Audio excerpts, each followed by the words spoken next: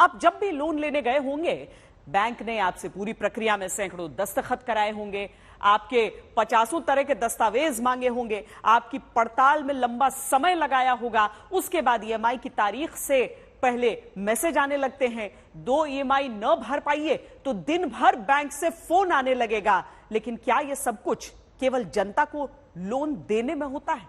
क्या अमीरों को लोन देने में सारे नियम कायदे कानून भुला दिए जाते हैं? अगर नहीं तो फिर क्यों सैकड़ों करोड़ के बैंक घोटाले में गिरफ्तारी की नौबत भी 12 साल बाद आती?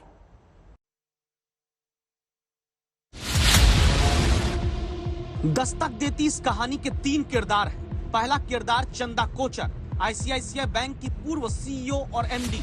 दूसरा किरदार दीपक कोचर, उद्योगपति और चंदा कोचर के पति। तीसरा किरदार वेणुगोपाल धूत, वीडियोकॉन ग्रुप के प्रमोटर।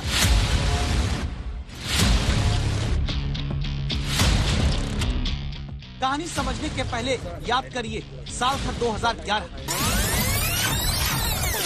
आईसीआईसीआई बैंक की सीईओ रहते चंदा कोचर पद्म सम्मान हासिल करती है। चंदा कोचर, जिनका नाम 7 साल तक विश्व की 100 सर्वश्रेष्ठ शक्तिशाली महिलाओं में शामिल रहता है।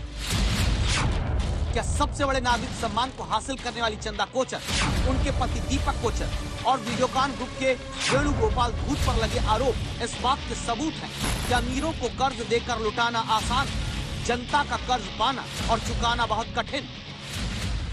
क्योंकि देश में आम आदमी को एक लोन लेने के लिए अपनी ईमानदारी के सैकड़ों दस्तावेज जमा करने होते हैं।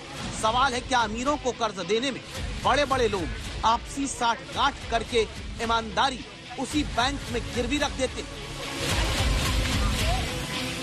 अगर आप अपनी एक ईएमआई वक्त से चुकाने के लिए हर महीने संघर्ष करते हैं,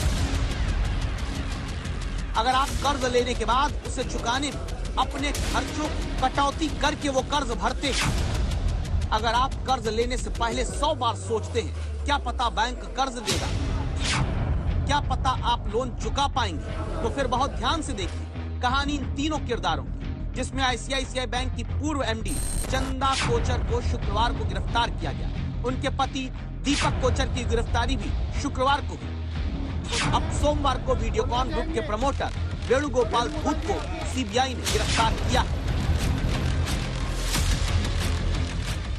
जिन्होंने सीबीआई के मुताबिक आरोप है कि जनता के सैकड़ों करोड़ रुपए का खेल लोन देने लेने के नाम पर किया। कहानी कुछ इस प्रकार है।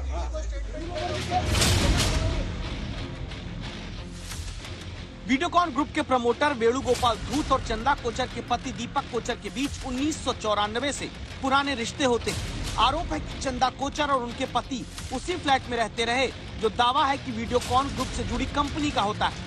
मई 2009 में चंदा कोचर आईसीआईसीआई बैंक की सीईओ और एमडी बनती है। साथ ही चंदा कोचर लोन सैंक्शन करने वाली समितियों में भी शामिल रहती है। अगस्त 2009 में आईसीआईसीआई बैंक की तरफ से वीडियोकॉन ग्रुप की कंपनी को 300 करोड़ का लोन दिया जाता है। आरोप है कि इसी में से अगले ही दिन वीडियोकॉन ग्रुप की कंपनी की तरफ से 64 करोड़ रुपए चंदा कोचर के पति की कंपनी को दे दिया गया। सीबीआई के मुताबिक 1875 करोड़ रुपए का कर्ज 2009 से 2011 के बीच आईसीआईसीआई बैंक की तरफ से वीडियोकॉन ग्रुप को 6 प्रस्तावों में दिया जाता है।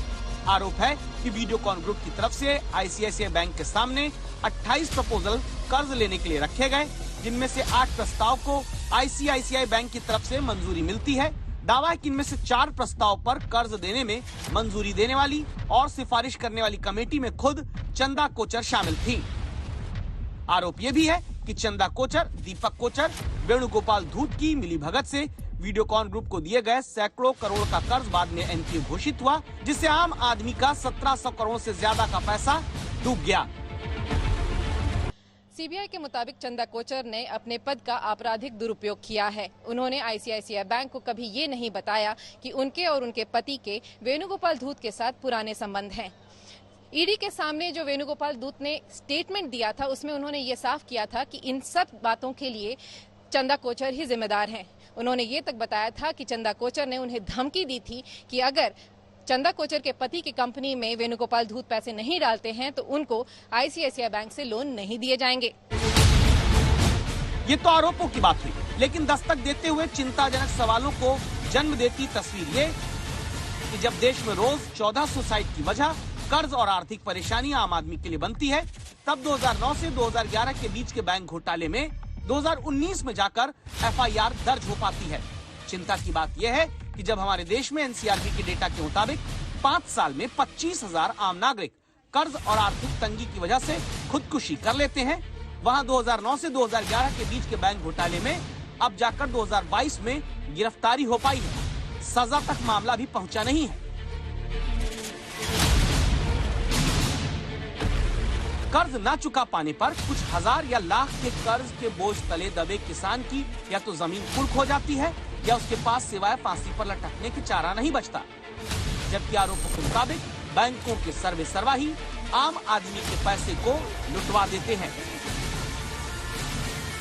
इसीलिए आज की दस्तक यह है कि बड़े कर्ज पर बैंक प्रबंधन की जवाबदेही तय होनी चाहिए। बड़े कर्ज डूबने पर कर्ज स्वीकृत करने वाली कमेटी के सदस्यों की भी तय समय में जांच होनी चाहिए। आप सहमत हैं तो #दस्तक के साथ अपनी राय रखिए, आवाज उठाइए।